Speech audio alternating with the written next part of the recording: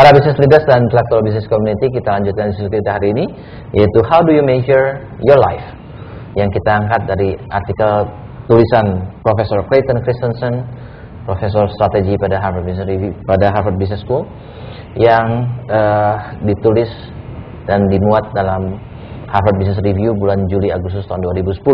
Dan bersama kita adalah Profesor Firmansyah, beliau adalah Dean dari FEUI, dan kita lagi membicarakan apakah yang inti buah pikiran Clayton Christensen ini juga dihayati ataupun di-share, diamini oleh Profesor Firmansyah ini, dan juga bagaimana ini mempengaruhi Prof. Firmansyah ini dalam membentuk studentsnya, mahasiswanya, dalam in quest of life, gitu ya.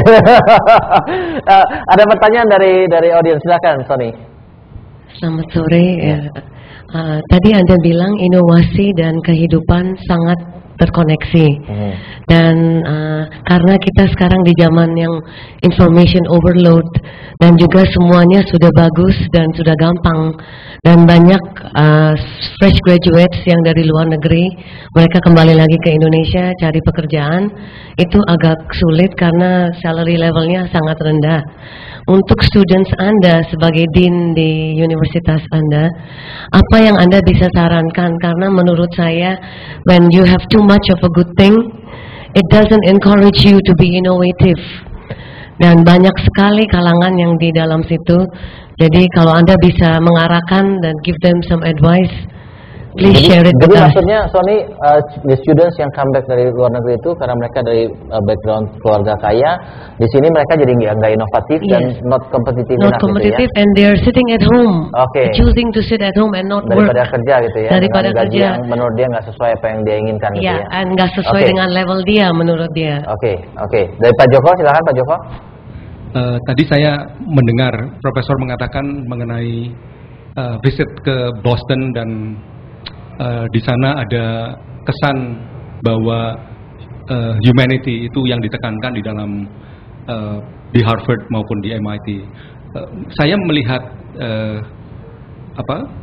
fenomena ini sudah agak lama ya.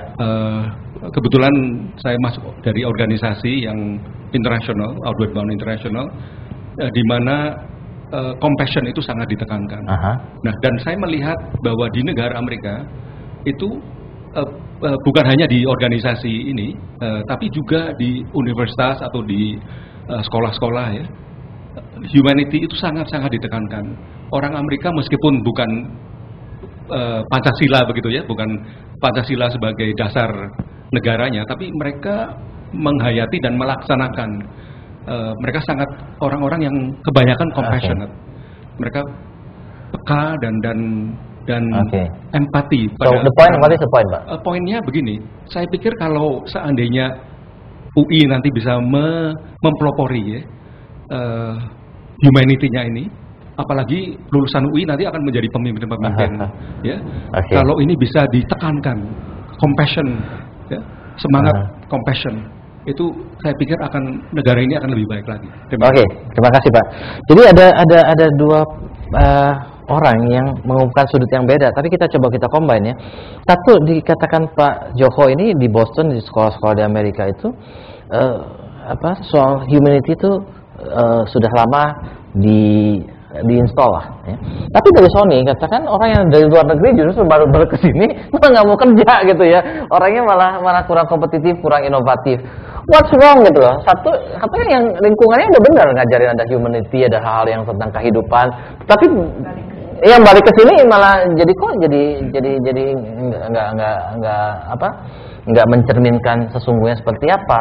Kemudian juga kalau kita lihat sebenarnya di masyarakat pedesaan kita juga very human kan, mereka gotong royongnya itu luar biasa. Bahkan kita yang luar biasa kan, kalau di luar negeri orang tamu datang, kita punya apa kita share ya, itu yang udah terbaik. Kalau di Indonesia ini kalau tamu datang kita nggak punya apa, kita utang untuk kita share. Kan kita utang untuk kita share gitu kan, daripada kita malu nggak punya barang untuk kita kasih tamu kita. Tapi bukan hanya malunya, tetapi memang satu kebiasaan gitu ya. Nah jadi tapi yang kita lihat yang justru dapat pendidikan tinggi ini yang mulai behaviornya berubah, ya. Satu secara teknik katanya mengikuti Amerika dan pelajaran-pelajaran Amerika, tapi kok jadinya jadi aneh gitu kan. Gimana di FEUI gimana nih untuk do you see this phenomenon dan bagaimana FEUI nggak jadi seperti itu? Iya, inovasi itu kan ada dua hal. Yang pertama itu ada faktor pendorong dan ada faktor penarik sebenarnya. Jadi dan esensi dari inovasi itu adalah ada stimulan, ada impian, dan ada tantangan. Jadi tugas kita sebagai pemimpin tentunya melihat kondisi. Tidak ada rumusan baku tentunya, tidak ada model eksak tentang hal itu. Tapi kita bisa melihat dan bisa merasakan apakah komunitas kita, apakah perusahaan kita, apakah mahasiswa yang kita kelola itu sudah memiliki tingkat derajat kompetensi yang tinggi atau tidak. Dan kalau memiliki tingkat derajat kompetensi yang tinggi, sering saya panggil. Caranya tahu mereka kompetensi tinggi dari mana? Kalau saya gampang, misalnya nggak pernah demonstrasi gitu, saya panggil. Gitu. Ikut demo besok ya? Iya. Kenapa kok diem saja gitu?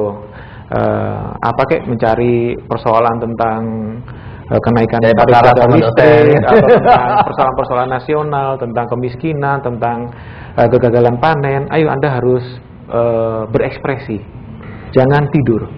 Jadi pada saat itu saya memberikan tantangan kepada dia, tapi tidak cukup. Memberikan tantangan tanpa memberikan impian tidak akan bisa membawa energi ini, tidak bisa mengarahkan energi yang sudah bangkit untuk berinovasi. Jadi seringkali saya panggil, Anda sampai kapan? Tapi menurut Anda berapa banyak, Pak? How can you see one by one and you call them one by one? Organisasi kemahasiswaan. Jadi ketua-ketuanya kan kita sering komunikasi ya. Dan saya kan punya record juga mereka aktivitasnya apa saja. Oh, ada CIA-nya juga. Nggak, karena itu juga titipan dari Persatuan Orang Tua Mahasiswa. Jadi orang tua juga lebih comfort kalau anaknya ada di kampus dibandingkan dengan keluyuran di mall misalnya. Jadi ya kita punya record tetapi tanpa menjadi pengawas yang sangat strict. Jadi saya tantang mereka.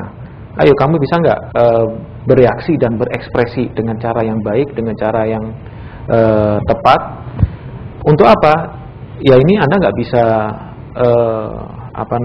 memalingkan muka dari persoalan-persoalan bangsa dan negara. Kamu mau lulus jadi apa? Jadi pengusaha, jadi karyawan, jadi dosen. Anda nggak akan sustain kalau lingkungan Anda tidak maju juga dan berkembang seperti Anda. Jadi Anda tidak bisa sendirian. Artinya apa? Saya memberikan impian kepada mereka. Menurut Anda impian yang seharusnya dipunyai oleh mereka seperti apa? What is harusnya their purpose of life itu seperti apa? Tergantung dari konteksnya. Makanya tadi saya bilang bahwa ada persoalan eksistensi dan identitas. Karena setiap fase kehidupan itu kita punya identitas berbeda-beda dan fluid. Jadi kalau kita SMA, identitasnya adalah kita sebagai pelajar SMA, kuliah, kemudian pekerja, ini identitas semuanya. Dan masing-masing identitas punya sosial atribut.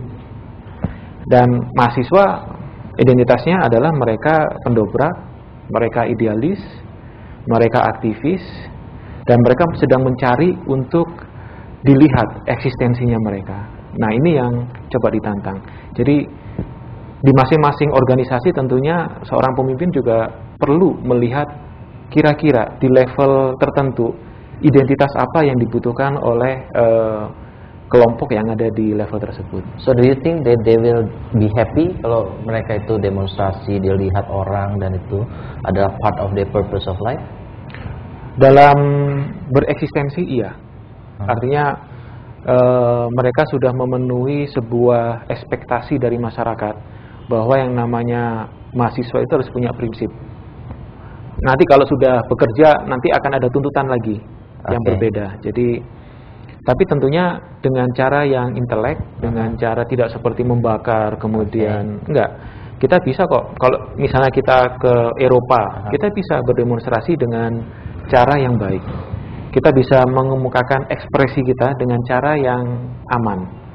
Karena memang berekspresi itu diatur oleh undang-undang dan dilindungi oleh undang-undang. Jadi menurut you orang itu bahagia kalau dia bisa memenuhi tuntutan dari masyarakat sekitar? Salah satunya, karena memang semenjak kita lahir, secara tidak sadar kita hidup penuh tuntutan. Hidup dengan tuntutan, iya kan? Misalnya bukan jaksa penuntut umum aja. Anak laki-laki nggak pantas kalau dia main boneka misalnya. Anak perempuan main apa namanya? Tapi should we live according to what people expect to us? Some extent iya. Jadi some extent iya. To how extent?